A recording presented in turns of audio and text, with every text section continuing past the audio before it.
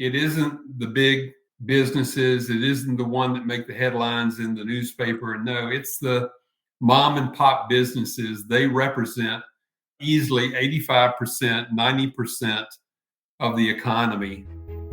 You're with The Capitalist Sage, a twice-a-month podcast that seeks out entrepreneurs and experts that speak to the real-world life of doing business for their sage advice. Now, with your hosts, Karl Barham and Rico Figliolini. Welcome to The Capitalist Sage podcast. We're here to bring you advice and tips from seasoned pros and experts to help you improve your business. I'm Karl Barham with Transworld Business Advisors, and my co-host is Rico Figliolini with Mighty Rockets Digital Marketing. And he's also the publisher of the Peachtree Corners magazine. Rico, how are you doing today? Hey, Karl. Great. Beautiful day outside today. It is. Spring is here, and we've got another great podcast today.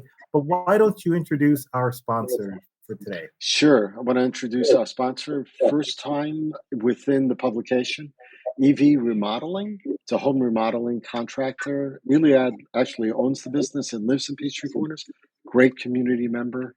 So I want to thank him for becoming a corporate sponsor with Peachtree Corners Magazine and the family of podcasts that we do. So go ahead and visit him online at evremodelinginc.com and tell him we sent you. Well, that is fabulous. I know a lot of people have been doing and will continue to do remodeling on their homes. So Absolutely. Great to have a new sponsor for the family of podcasts. Well, today it is my pleasure and honor to introduce Steve Dorough, President and Chief Executive Officer of First Community Development, and also a founding member of the Southwest Gwinnett Chamber of Commerce. FCD, as it's known, works with nonprofit organizations throughout the Southeast and helps them with developing their dreams and helping them transform their plans into reality. So today we want to chat with Steve about local business chambers and the value that they bring to the business owners and the communities in general. Steve, how are you doing today? I'm well. How are you, Karl? I'm doing fabulous. I only gave a short introduction of all the many things that you've done to serve the community in your professional career. Why don't you tell everyone a little bit about what you do now and a little bit about yourself and how you got here? Sure. Born and raised over in Birmingham, Alabama. We moved to Atlanta about 30 years ago, my wife, Kim, and I, and we have 5 kids between us, none together. And 4 of the 5 kids live here in the Atlanta area. My daughter and her family are in Homewood, which is a suburb south of Birmingham. And we have 8 grandkids. So we have been blessed, to say the least. And we're enjoying Peachtree Corners. As I said, we've lived here 30 years now and started the company, First Community Development, back in 1994. So we do strategic planning, feasibility analysis, and we manage $1 million and up fundraising campaigns for what we describe as corporate-driven nonprofits in the Southeast 9 states. So that would include chambers of commerce, economic development authorities, downtown revitalization groups. Occasionally we'll do education, fundraising, and cultural and performing arts. We have projects right now in Georgia and over in Mississippi. We just raised $15 million to help build the Mississippi Aquarium down in Gulfport.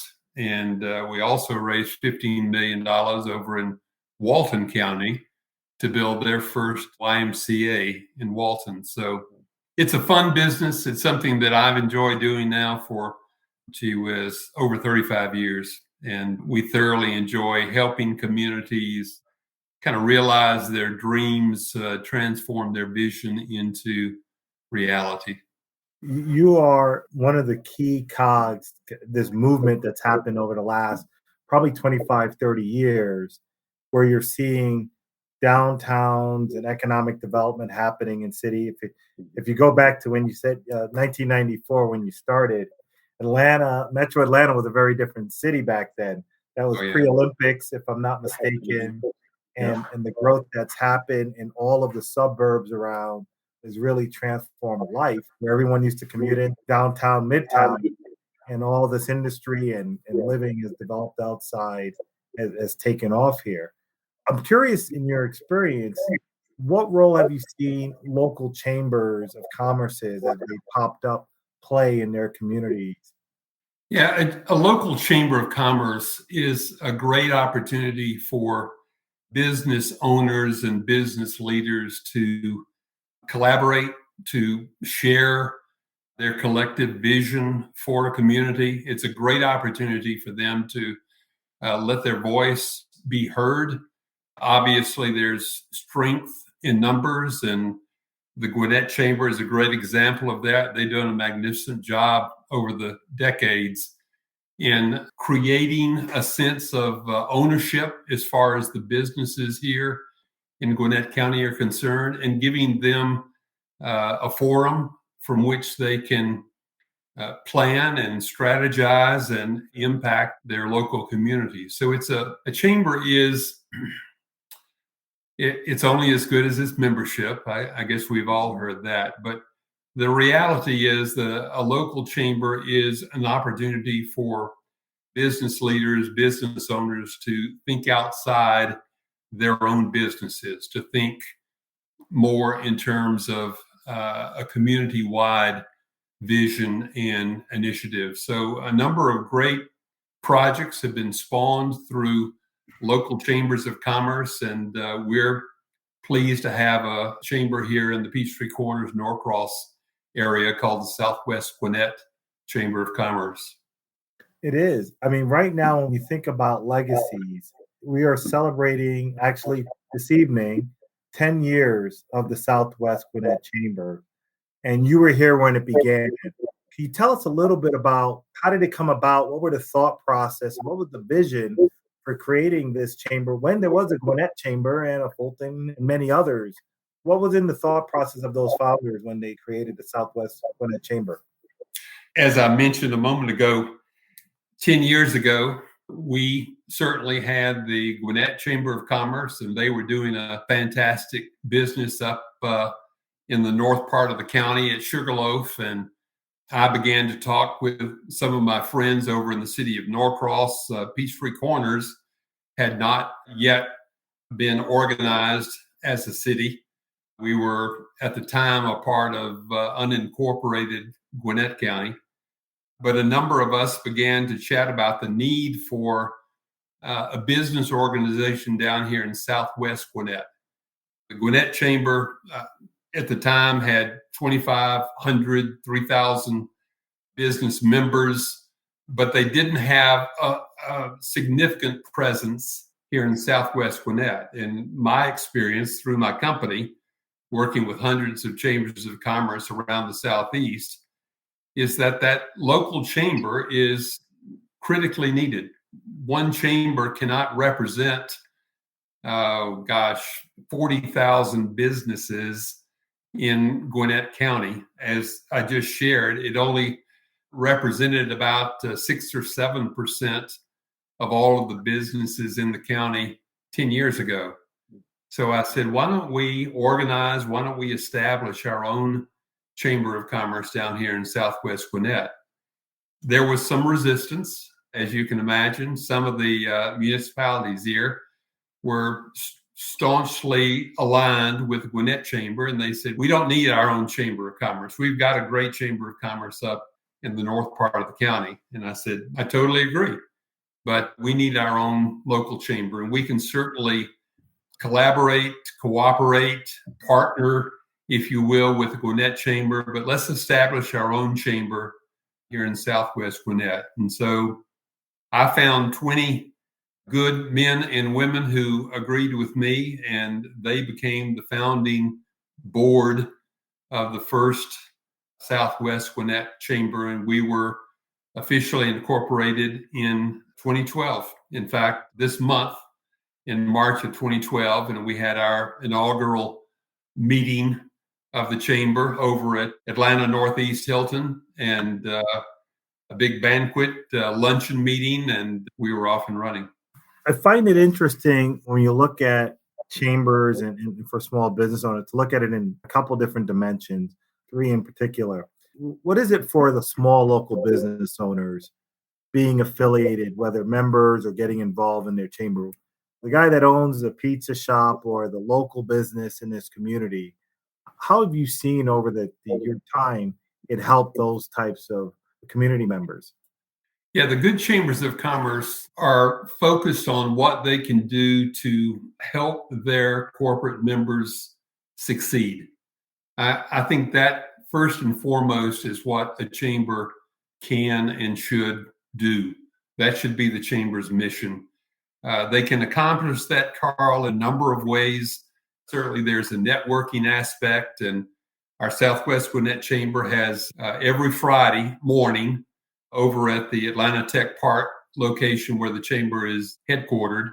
They have a coffee, and they invite both their chamber members, but also non-members to come over about 8:30 in the morning and sit down together for a cup of coffee. The coffee is free. The conversation is free, and you have an opportunity to meet with 25 or 30 or 35 other business leaders and owners here in the area. Talk about your product or service, learn about others' products and services, and have the opportunity to network. Secondly, I think, as I mentioned earlier, a chamber is a place where you can make your voice heard. And that was important to me when we founded the chamber, that small businesses are the backbone of every economy. It isn't the big businesses. It isn't the one that make the headlines in the newspaper. No, it's the mom and pop businesses. They represent easily 85%, 90% of the economy in every community where they're located. So having a Chamber of Commerce here in Peachtree Corners, Norcross, Berkeley Lake, those were the three communities that wanted to serve with the Southwest Gwinnett Chamber, to reach out to them and say, come join this chamber and your voice will be heard. We will certainly support you in terms of things that you're trying to accomplish here. We'll also defend you against things in our community that may thwart your business success. So being a part of an organization that's larger than just your individual business, having the opportunity to market your product or service through networking, making sure that your voice is heard throughout the community and on any particular issue with which you are supporting or combating. And then finally, the opportunity to give back. We're all blessed to live in an economy such as the one we have here in Gwinnett County in Metro Atlanta. So a Chamber of Commerce is an opportunity for you as a business leader, as a business owner, to give something back to your community through the chamber. So I think those are the primary ways. There's the leadership aspect as well. Early going with the Southwest Gwinnett Chamber, we offered courses in corporate leadership. So if you had an employee or a second or a third in command at your shop that you wanted him or her to have the opportunity to gain some leadership expertise, the chamber hosted a number of leadership programs over the early years to give local business owners and managers the opportunity to extend, expand, enhance their leadership skills. You're hitting on a theme there that I think is important to note. For example, in that leadership training and professional development, there's some things that are better done as a collective than trying to do individually. And that's a great example. If each small business owner hired managers and so on and wanted to upskill them in leadership, it probably gets cost prohibitive individually to get training and find it. But a local chamber can offer professional development in the form of leadership and others where it's close to that community, that local Southwest, Norcross. People could go after work. They can go during work and get back quickly, upskill them where individually they couldn't do that. Absolutely. The course that we taught was called the Leadership Challenge. It was a very popular course out in California. We did the math. If you as a business owner had 2 or 3 employees that you wanted to involve in a program like that, you would pay somewhere in the $4,000 to $5,000 range to have those 3 employees participate in the program.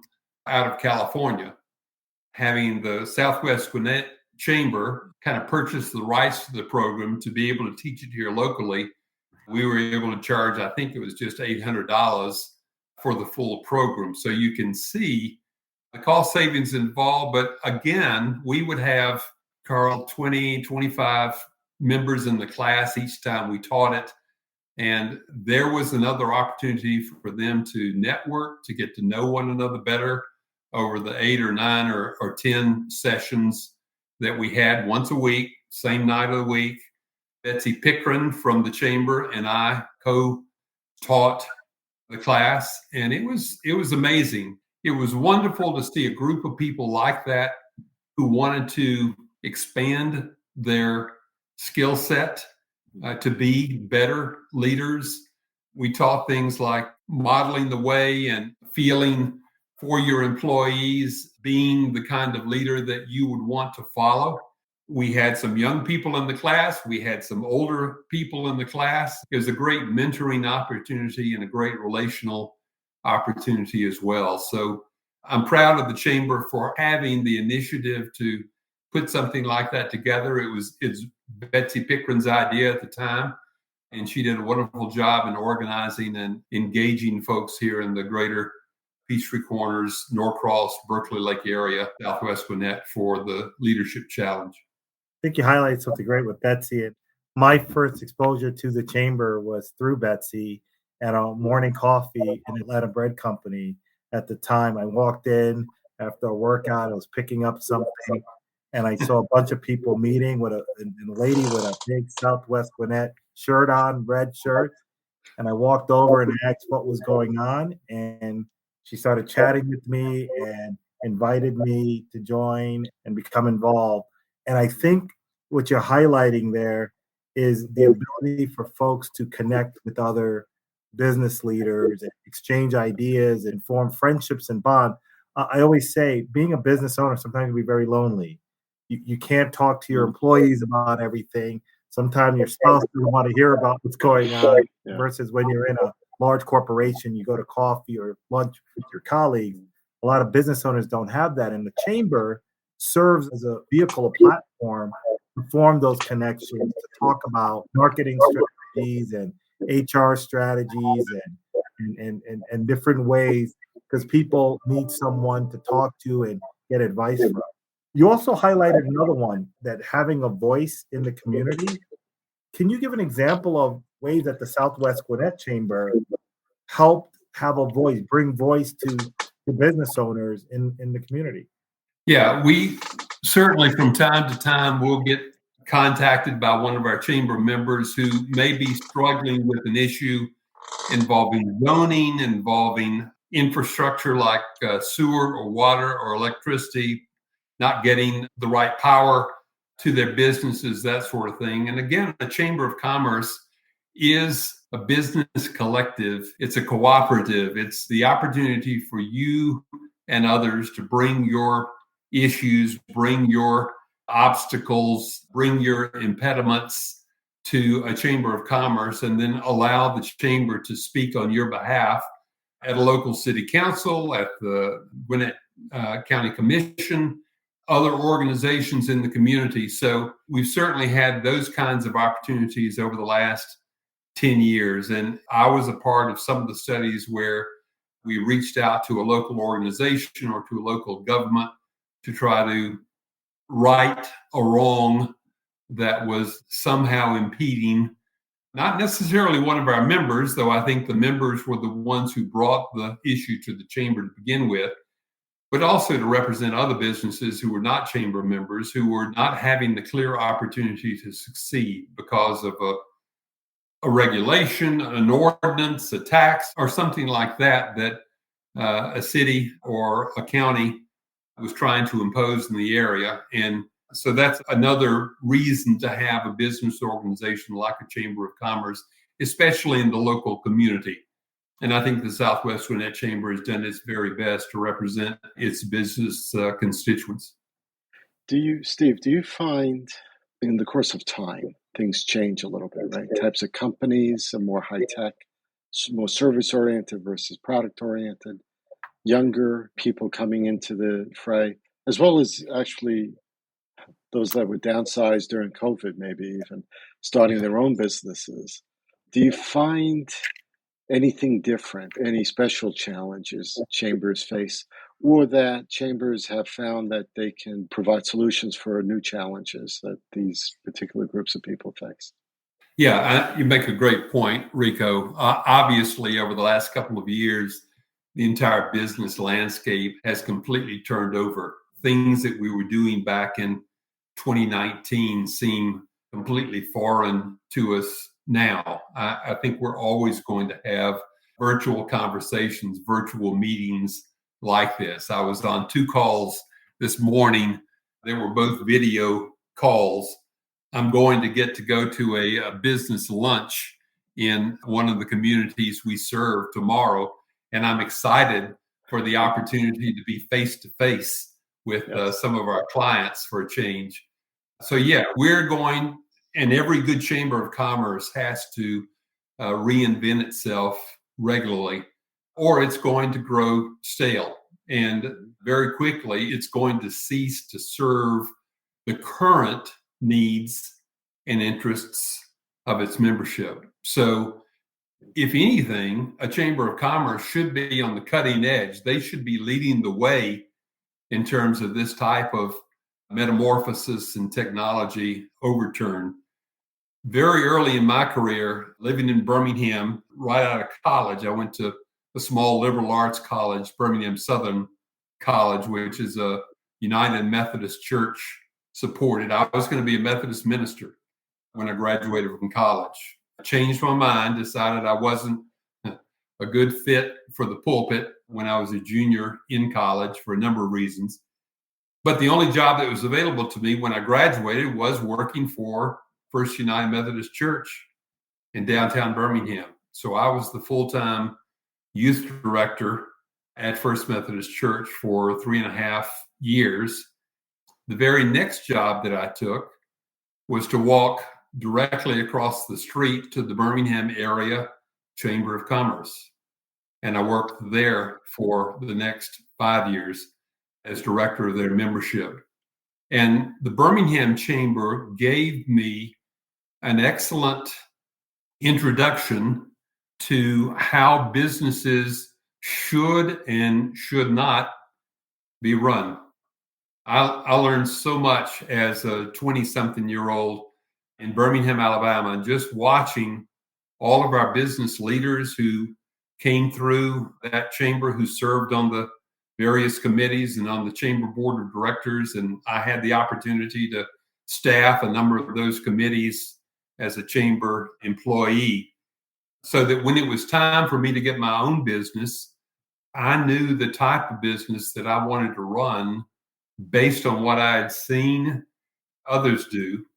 And so creating First Community Development back in 1994 was simply assembling all the pieces, all the parts that I had absorbed, that I had collected over the 20-something years of being in business, but more than that, observing business. So a good chamber is able to help its businesses continue to morph, to help its businesses continue to grow, to find areas that businesses need to understand as they adjust their business models to keep pace with the current economy. So the very best chambers are the ones that are not so much about winning awards or hosting big events, but they're more about what can I do to help each of the individual businesses and industries that are members of our chamber or that reside in our communities be better, keep pace, succeed. Obviously, if those businesses are succeeding, the old adage, a rising tide lifts all boats. So a good chamber of commerce is helping all of their business members to continue to succeed and raise the economy in their local communities. I agree. I think that companies that are involved and the chambers are able to support those companies well enough, the energy just from that, from the success of that. People willing to then come back to meetings, come back to events, because it's not just, like you said, it's not just a party, right? Sometimes it's learning, it's a workshop, it's being able to find out the little things like how to make sure your LinkedIn profile, your social media profiles are working for your business. Or cutting the tape, like you said, if there's relationships within city governments that the chamber has, and a business person is opening a second location, but they need help because the red tape is choking them, then maybe the chamber's relationships then can be able to help that. Yeah. Obviously, Rico, there is strength in numbers in having a business organization that represents 100, 125, 150 businesses in the area. And that's a very small chamber. I mentioned the Gwinnett chamber, 2,500 plus members. So a very strong advocate for local business is one of the strengths of a vibrant and active and engaged Chamber of Commerce. So I think a chamber is certainly not the end all and be all, but I think a chamber is an important factor in any successful community, that they're able to engage their business, their corporate leadership, but also give that voice the opportunity to be heard in local government, in regional government, in plans for the area and so forth.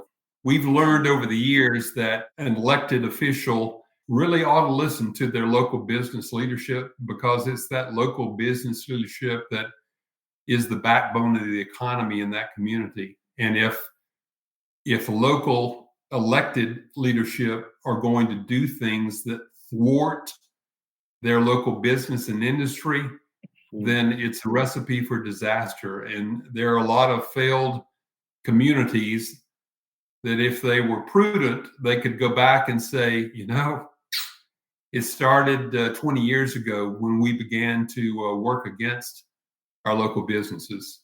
Yeah. So that's not happening here, and I'm excited about that. Peachtree Corners, the city of Norcross, are both strongly supportive of business and industry here. They get it. They understand the value of good local retail and service-oriented businesses, and they're willing to open their doors, open their committees, open their visioning processes to include business leaders as a part of those committees and councils. Steve, can I ask a question? So in a couple of hours, there's going to be a big party in downtown Norcross at the Brunswick for the 10th anniversary. And folks like yourself will be there and we'll meet some people. If a young business person, leader, I'm going to use the word leader, comes up to you in the community and he's saying, where do you see, based on your history, where do you see chambers like the Southwest Gwinnett need to go into the future? What wisdom would you impart to a young up-and-coming business leader? We started this chamber 10 years ago, Karl, with the idea that we wanted to support small and medium-sized businesses in Norcross, Peachtree Corners, and Berkeley Lake. And I think the Southwest Gwinnett Chamber has done exactly that. We can do more. I teach a Sunday school class at Simpsonwood United Methodist Church, and we talk about the fact that the church is full of sinners, as it should be, and we're all trying to do better each and every day. So it is with the Southwest Gwinnett Chamber. Beth Coffey is our executive director over there. Margie Asef is our current chairwoman. They're doing a fantastic job of continuing to try to build this chamber to be all it can be for our community. So 10 years from now, I would say if you join the chamber today, 10 years from now, your business will be in a better place. You'll be more knowledgeable of all the things that are going on around you. Hopefully, you'll be a better corporate leader as a result of mentoring with other corporate leaders through the chamber. I think there's a great opportunity for us to be more engaged in our community, more focused inward as well as outward here in the Southwest Gwinnett corner of our county. So, yeah, I think the chamber's in a great place. There are occasions that I've had the opportunity to sit in a chamber meeting here in the last several months. We have a first Friday breakfast every first Friday of every month. We have that Friday coffee on every other Friday morning during the month, except for First Friday. And Karl, I've been able to sit in those meetings. And again, as a Christian, I try real hard to monitor my sense of pride, but I'm proud as to where this chamber is, where it's come over the last 10 years. I look around me in those meetings and I think, yep, this was the idea we had in mind. This is why we started our local chamber here. So one of the things that's interesting, I've been having conversations with folks when it comes to chambers. And if you read most literature on chamber of commerces and most conventional wisdom, people will think people join chambers to network. And the answer is to that, I think it's very true. What I think people miss and may not appreciate as much is one, as you started to mention about leadership development.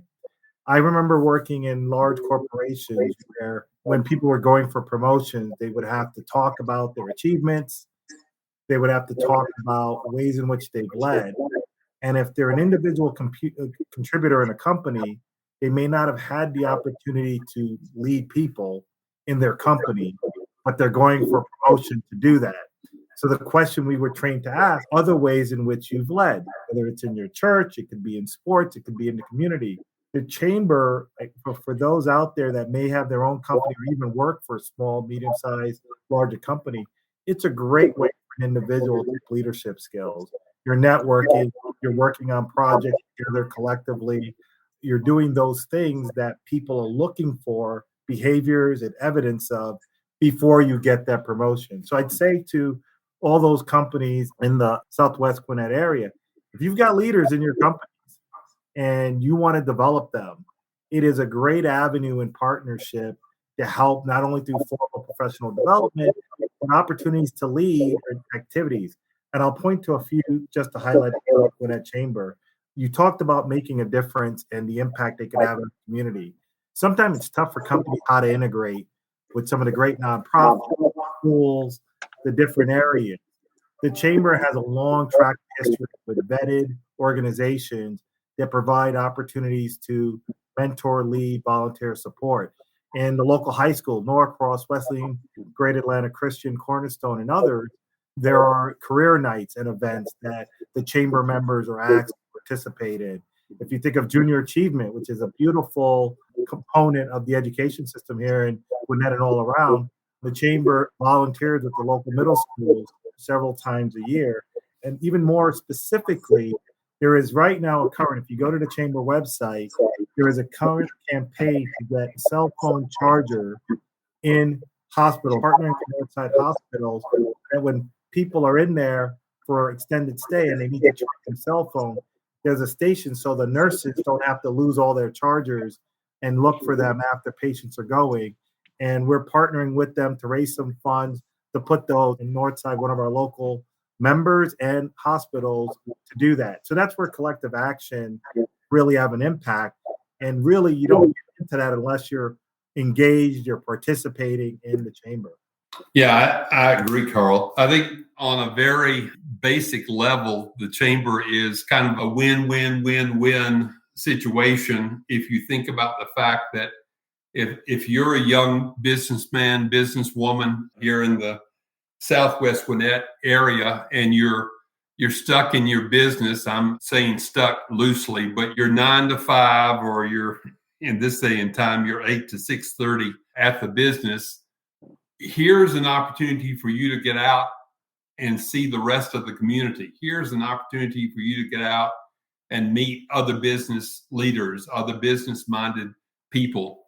Your business certainly gets a benefit from that. The business that you represent, their brand gets out into the greater community as a result of your participation. You personally have opportunities to grow as far as your experience, as far as your expertise, as far as your leadership is concerned by participating in an organization like the Chamber. And then obviously it's an opportunity for you to represent a business that may need its voice heard on a particular matter.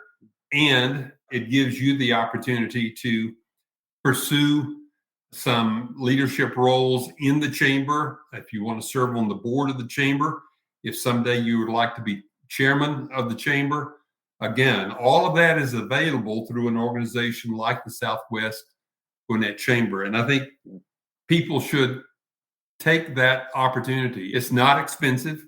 It's a very reasonable membership fee, but at the same time, you get a wealth of knowledge and understanding and experience and expertise, and you're giving back to the greater Southwest Gwinnett community in the process. So all of the things you mentioned are something that you probably would not experience if you were not a part of the chamber and didn't have access to all of those kinds of opportunities.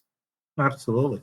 I'm curious, Rico, as you've seen Petrie Corners grow and evolve as a city and as a chamber, you've been here for all of the time, all the 10 years of both the chamber as well as the city's time here. Mm-hmm.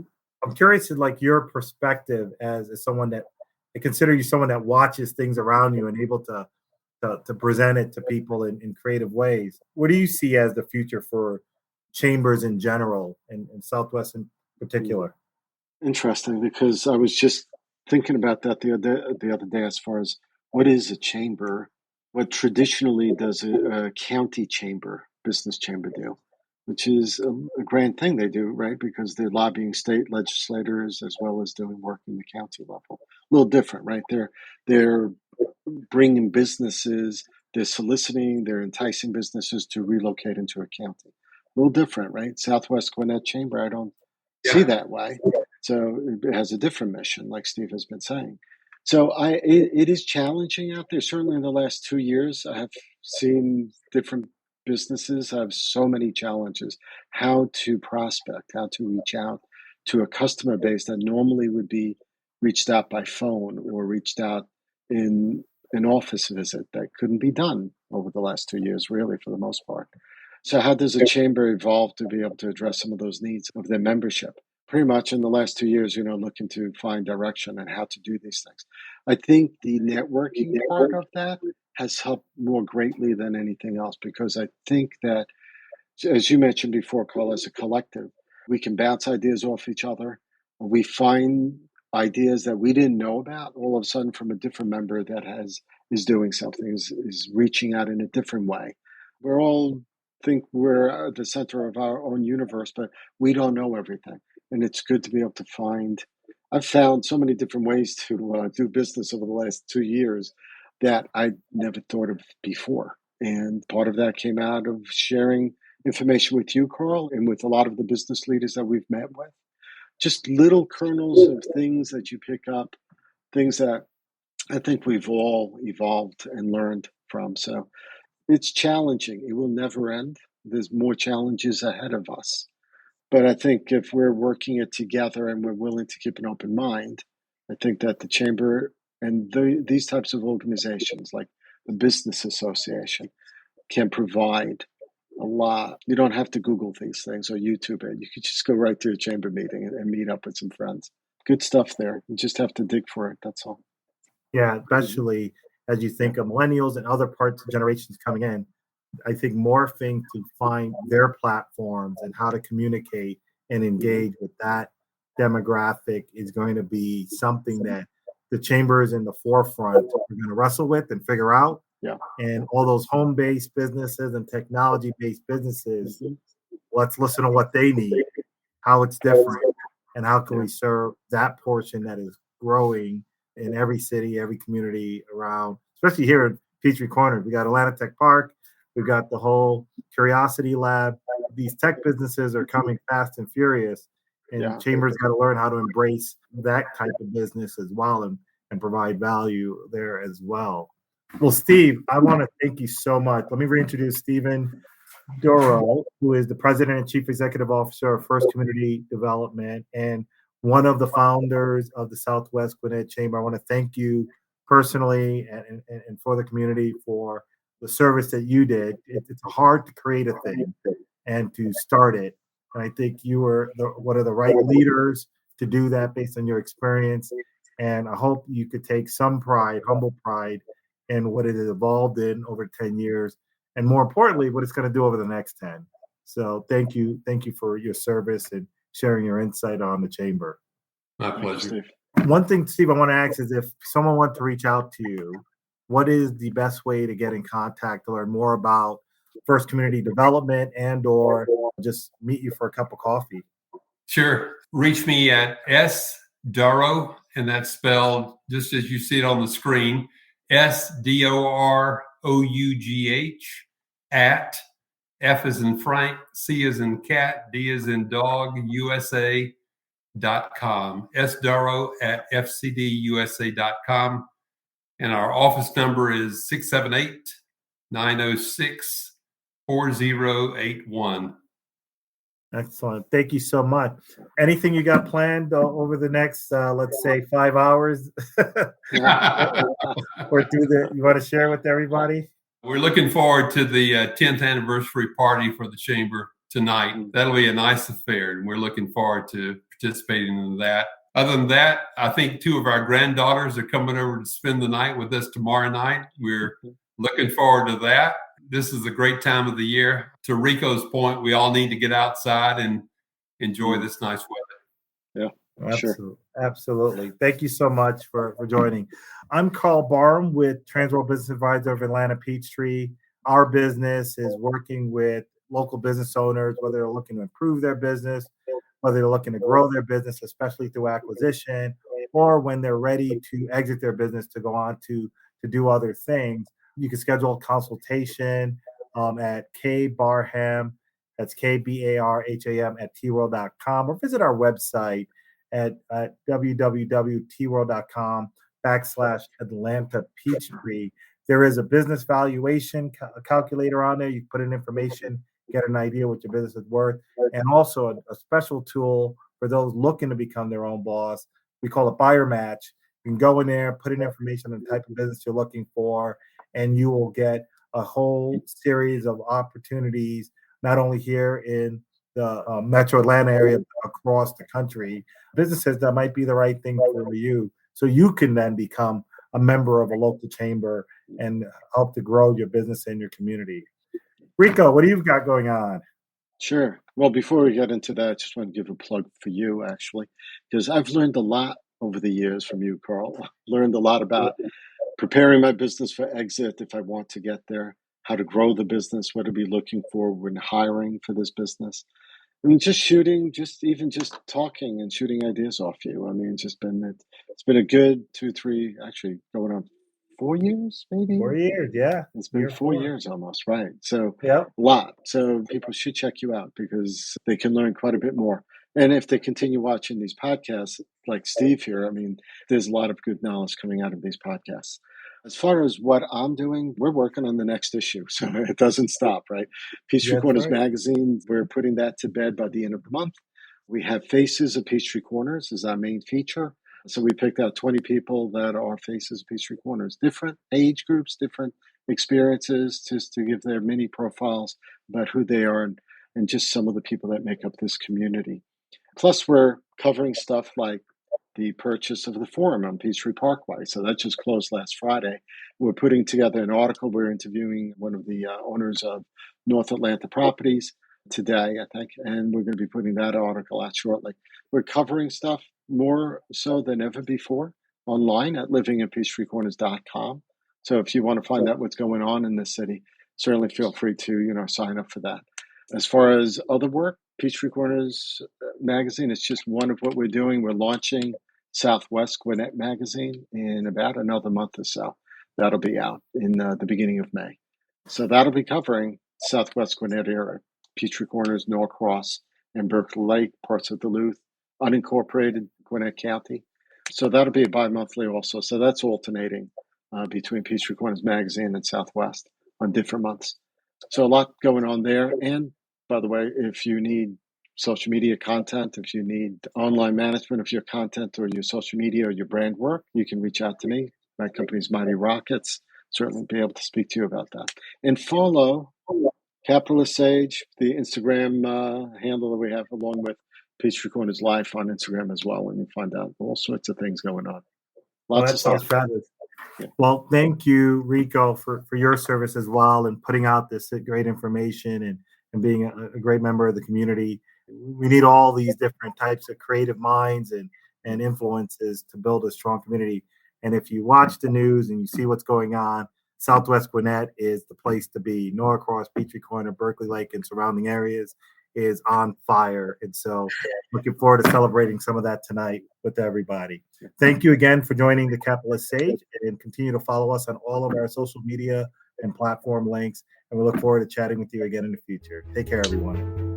This has been the Capitalist Sage with Karl Barham and Rico Figliolini, the twice-a-month podcast with entrepreneurs and business experts. We hope you enjoyed this episode. Want more? Visit our website at capitalistsagepodcast.com.